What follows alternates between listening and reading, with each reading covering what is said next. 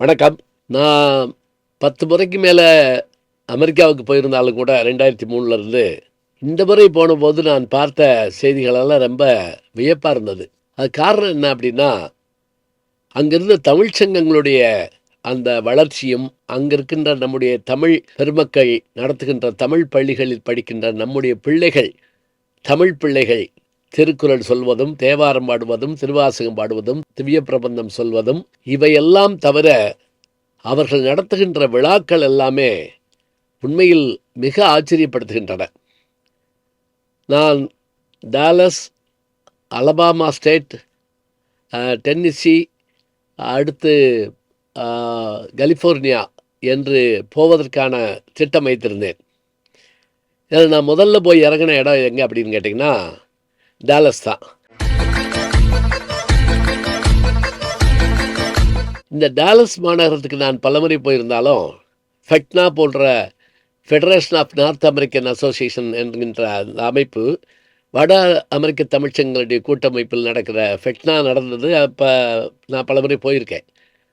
இந்த முறையில் நான் போனது எதுக்கு அப்படின்னா, டாலஸில் இருக்கக்கூடிய 1978 இயங்கி கொண்டிருக்கக்கூடிய மெட்ரோப்ளக்ஸ் தமிழ்ச்சங்கத்தினுடைய தமிழ் விழாவுக்கு, குறிப்பாக பொங்கல் விழாவுக்கு தாங்க நான் போனேன்.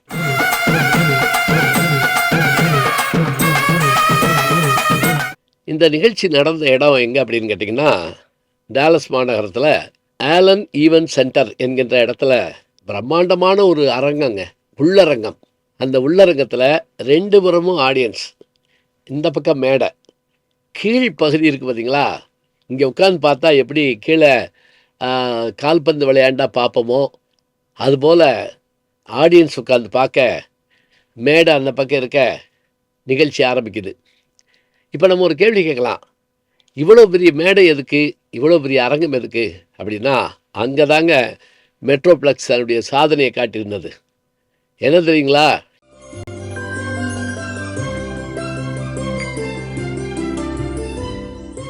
அதிகாலை நேரத்தில் தொடங்கின அந்த நிகழ்ச்சியில் 200க்கும் மேற்பட்ட கலைஞர்கள், பெண் கலைஞர்கள் வீணை வாச்சாங்க. இந்த 200 பேர் உட்கார்றதுக்கான இடம் எப்படி இருக்கும் யோசிச்சு பாருங்க. அதாவது மேடையாக இருந்தால் 10 பேர் உட்காரலாம், பின்னாடி ஒரு 10 பேர் எவ்வளோதான் உட்காரலாம். அதனால் இவங்க என்ன பண்ணிட்டாங்கன்னா, இந்த கிரவுண்டு கீழ் பகுதியில் ஆடியன்ஸ் இந்த பக்கம் இதில் வாசிக்க விட்டாங்க. இந்த பக்கம் பார்த்து இந்த பக்கம் பார்த்து அந்த 200 இசைக்கலைஞர்களும் ஐகிரி நந்தினி நான் வாசிக்க ஆரம்பிக்கிறப்ப அப்படியே நமக்கு மெய் சிலுத்து போச்சுங்க.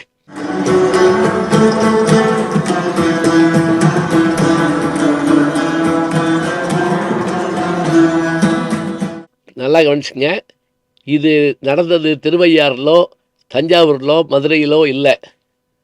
இது அமெரிக்காவில், டாலஸில், டெக்சஸ் மாநிலத்தில் நம்முடைய தமிழ் இயல் இசை நாடகத்தில் ஒன்றாக்கிய இசையை அவர்கள் அந்த வீணையில் வாசித்தாங்க. இது ஒரு புறம் முடிஞ்சதுங்க. பிரம்மாண்டமான கைதட்டு.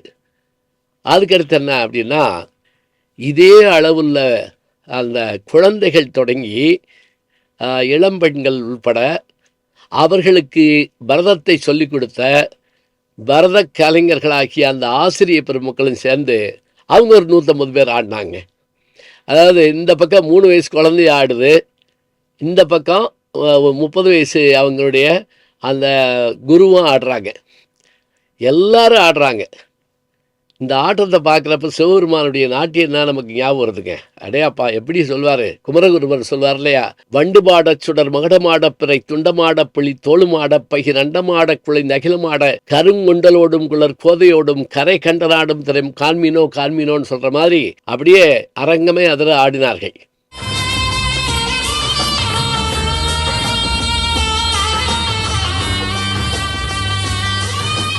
எல்லாரும் எந்திரிச்சு கை தட்டினாங்க. அதுக்கு அடுத்த நிகழ்ச்சி என்னன்னா, பெண்களை மயில்னு வர்ணிப்போம்.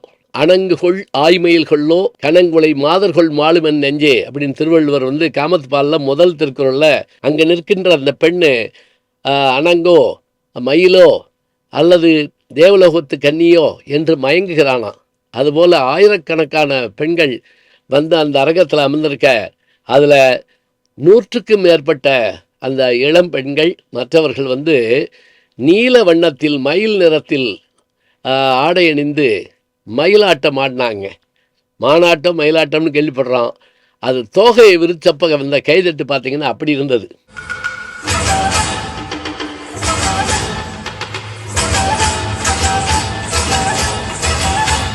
வீணை, பரதம், மயிலாட்டம், இதுக்கு பிறகு இளைய தலைமுறையினுடைய தற்கால நிகழ்ச்சி ஏற்ப ஆடிய ஆட்டம், பறை, இன்னும் எவ்வளவோ இருந்தது.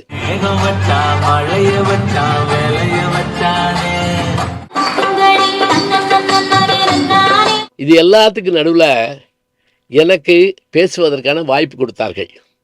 அந்த பேச்சில் திருக்குறள் வர்ற மாதிரி நான் அந்த இதை பேசி, அதில் நாம் தமிழ்நாட்டில் பல முறை பேசியிருந்தாலும் கூட அங்கு பேசுகிற போது எனக்கும் நடிகர் விஜய் சேதுபதி அவருக்கும் இடையே நடந்த ஒரு பேச்சுவார்த்தையில் அவர் என்னிடத்தில் கேட்ட திருக்குறளை நான் சொல்லி, அந்த திருக்குறள் எப்படி பயன்படுத்தப்படுகிறது என்பதை சொன்ன உடனேயே அந்த அரங்கத்தில் நல்ல ஒரு அதிர்வொலி ஏற்பட்டது.